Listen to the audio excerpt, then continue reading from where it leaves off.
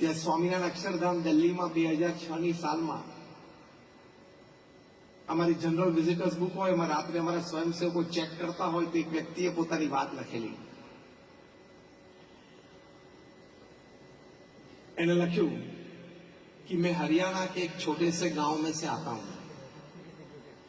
मैं गरीब हूं.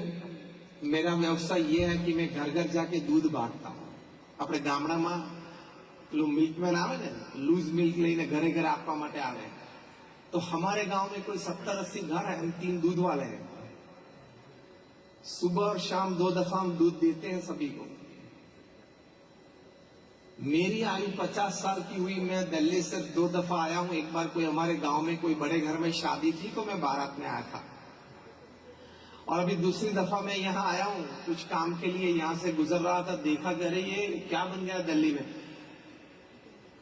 सोचा कि अंदर चलूं. मैं अंदर आया, मुख्य स्मारक देखा, भगवान स्वामीनारायण जी के दर्शन किए, फिर सब प्रदर्शनी देखी. वहां मानव मूल्य की बातें लिखी हैं, प्रदर्शित की गई.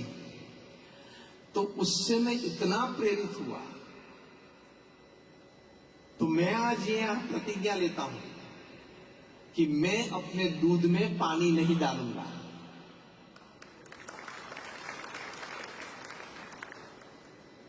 જ્યારે નીલ આર્મસ્ટ્રોંગે પહેલો પગ ચંદ્ર ઉપર મૂક્યો ત્યારે ન્યુયોર્ક ટાઈમ્સે ટાઇટલ લખેલું કે a small step by a man but a giant leap for mankind.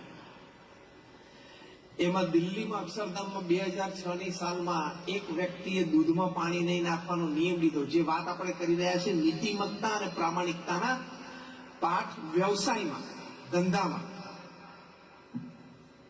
So that is a small step by a man on that day. 17 years hence, 10,000 miles away, we remember him, giant leap for mankind. કારણ કે આપણને બધાને એમાંથી પ્રેરણા મળી. આવી તો હજારો વાતો અમારે ત્યાં અક્ષરધામમાં બની છે.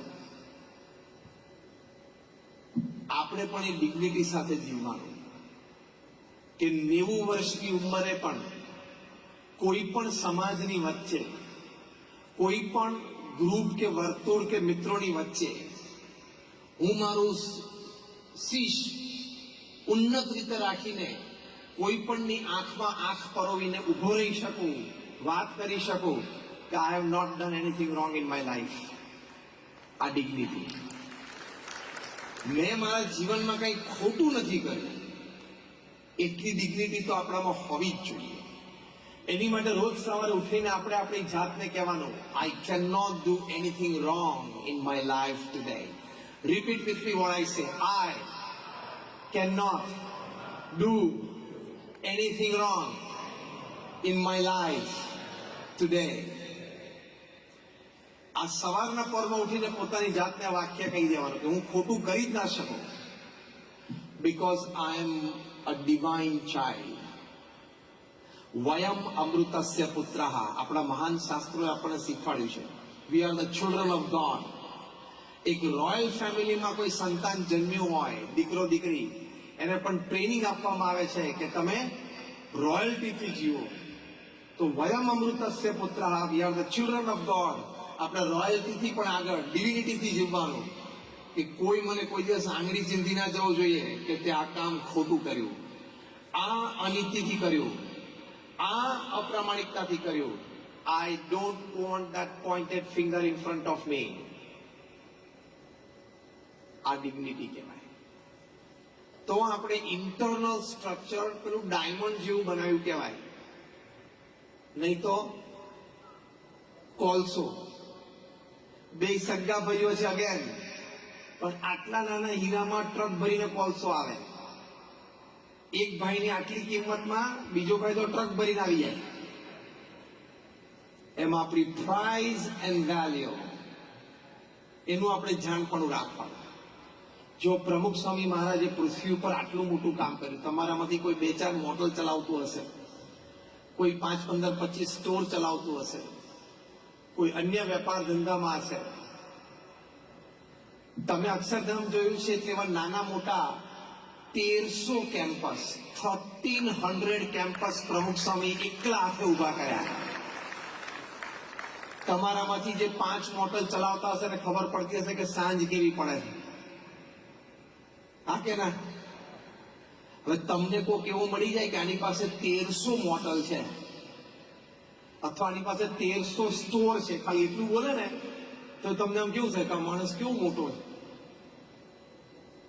કમર્શિયલ અને કોર્પોરેટ સેક્ટરમાં કદાચ થોડું શક્ય છે. એનજીઓ લેવલ ઉપર આ લેવલ ઉપર જવું ને, 1300 hospitals, hostel, schools, colleges, community centre, સંસ્કાર કેન્દ્ર, હરિમંદિર, મંદિર અને અક્ષરધામ પ્રમુખ સ્વામી મહારાજે 45 વર્ષના ગાળામાં ઉભા કર્યા. અમે ત્યાં Hyderabad all India builders association, builders and developers association meet હતી, એમાં ગયેલા. એમાં ટોપ ક્લાસ બધા બેઠા હતા. First question I asked them, is there anybody sitting here who has put his foot on 1300 lands? તમારામાંથી કોઈ અહીંયા બેઠું છે જેને 1300 જમીન ઉપર પગ મૂક્યો હોય? આમ કોઈ નહીં. આપણે પગ નથી મૂક્યો. પ્રમુખ સ્વામી મહારાજે 1300 જમીનો ઉપર 1300 પ્રોજેક્ટ પૂરા કર્યા. Hospital, hostel, school, college, Sanskardham, મારી મંદિર, મંદિર ને અક્ષરધામ બધું થઈ ગયું. અને એ પણ 45 જ વર્ષમાં. એનો મતલબ કે દર 15મા દિવસે પ્રમુખ સ્વામી મહારાજે એક સંસ્થા ઊભી કરી સમાજ માટે, એવરી 15th ડે. હવે ઘરમાં નળ લીક થતો હોય તો પ્લમ્બર કેટલા દિવસે આવે છે ચેક કરજો. અને આ 1300 સંસ્થાઓ પણ પોતાની ઉંમર 51 પછી, 51 થી 95માં, 51 to 95માં, એ પછી ઇમ્પોર્ટન્ટ છે. પણ એમના જીવનમાં નીતિમત્તા અને પ્રામાણિકતા કેટલી હતી. એમને કોઈ પૂછ્યું કયો વિચાર તમારા મનમાં હંમેશા રહેશે? એમને કહ્યું જે વિચાર મને ક્યારેય નથી આવ્યો હું કહું.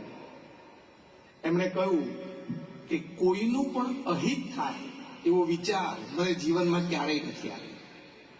કેટલું પ્રામાણિક જીવન કહેવાય. અને અમે તો બહુ નજીકથી 30 વર્ષ એમની સાથે રહ્યા છીએ.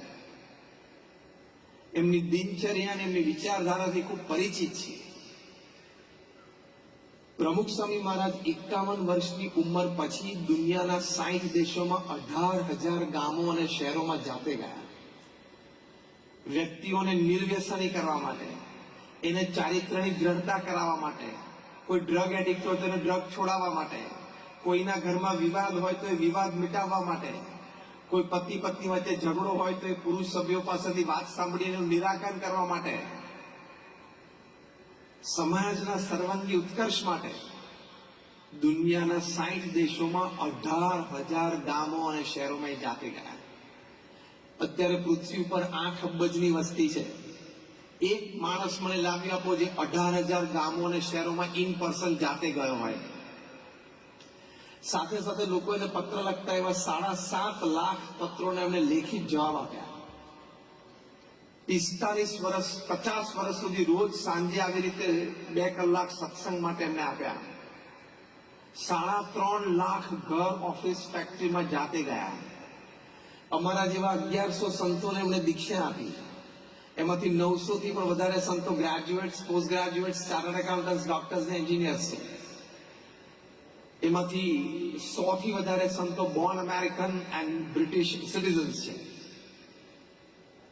હાર્વર્ડમાંથી MBA થયા હોય એવા પણ અમારા સંતો છે. જોર્જ ટાઉનમાંથી લો થયા હોય એવા પણ અમારા સંતો છે. આ મેં તમને એટલા માટે વાત કરી તમને એમ ના થાય કે નહીં ફાવ્યું હોય, નહીં જામ્યું હોય, નહીં ગોઠવાનું એટલે અહીંયા બેસી ગયા. હા,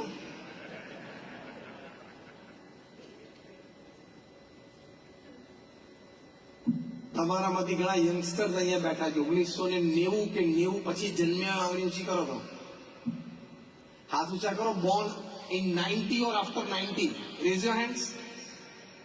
ઘણા બધા છે. તમે જેને હાથ ઊંચો કર્યો ને, તમે લોકો જન્મ્યા ને પહેલા મેં મારું એન્જિનિયરિંગ પૂરું કરી દીધું,